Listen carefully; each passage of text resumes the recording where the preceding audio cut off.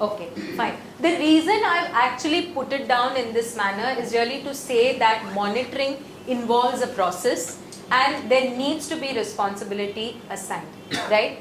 But this whole evidence-based, data-driven philosophy ultimately has to come from all of us who are senior functionaries in our organizations, right? The minute we are more evidence-based, all our decision-making is evidence-based, our own strategies are data-driven, right? Automatically the culture seeps in. So I think the responsibility of making the team excited, getting the team excited about data rests with us, with each one of us in this room, because I'm assuming we are the senior functionaries in the organization. The minute we get excited looking at numbers saying that, wow, this is what I'm seeing, and can we fine-tune strategy using these numbers, it becomes great. Otherwise, we'll end up collecting all of this data and it remains in a format and we're continuing to make our decisions by gut.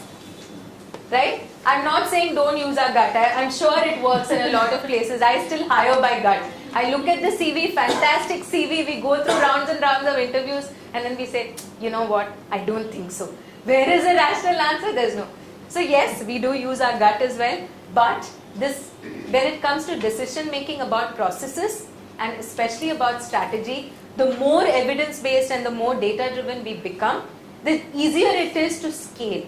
Replicability just becomes very, very easy because we know that, okay, if this happens, this is what needs to be done.